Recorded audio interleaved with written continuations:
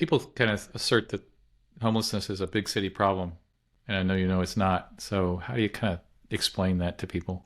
Yeah. Well, we have, I think, 19%, if I'm not mistaken, of the communities in Built for Zero are prominently or largely rural in terms of the boundaries of the COC. There may be a small city or two, but that the geography is largely rural. And it's we have actually a working group of rural and tribal leaders who have been educating and kind of directing our practice as far as what's different about the challenges there. And it's uh, it's possibly as ubiquitous as in rural areas as in urban areas, but it can look very different. For example, HUD's definition of homelessness describes someone living in a place not fit for human habitation. What our rural leaders tell us is that many people in very poor rural communities are living in housing that has, no running water, no working utilities that meet the HUD definition, but do not define themselves as homeless. And so, there's a whole language and definitional challenge when you get to rural areas.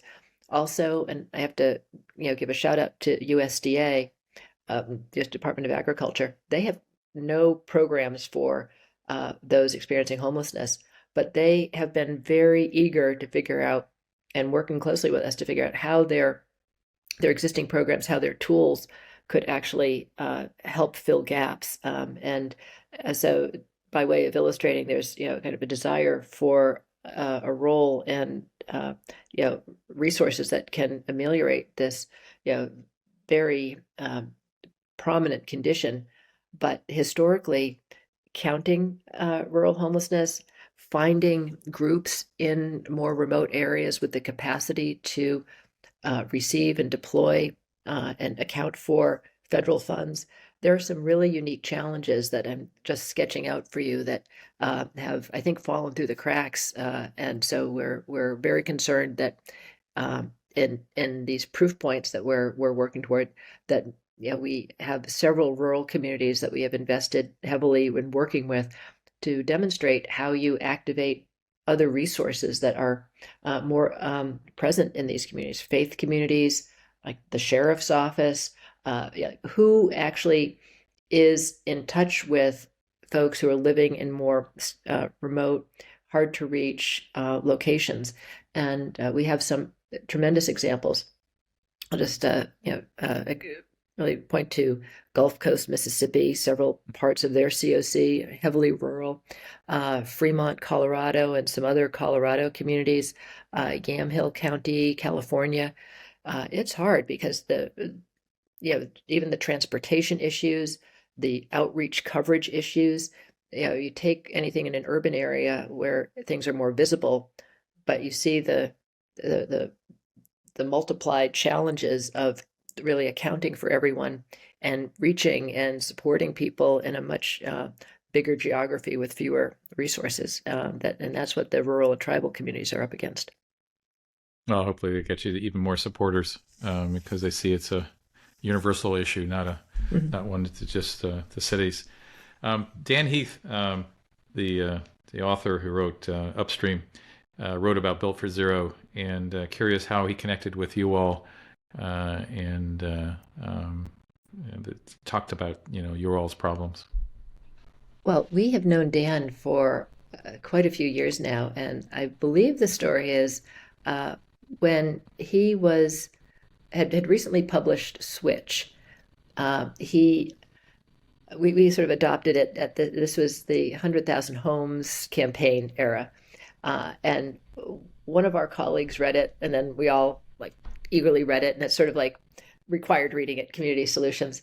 But Dan offered, I think, a weekend long workshop on the switch principles. And our leader of the 100,000 Homes campaign, we sent her to the workshop. And Dan was so, I think, amazed at the ambition of the 100,000 Homes campaign, and just was incredibly generous in coaching our colleague Becky Margiotta about like how to apply the switch principles to our campaign at that time.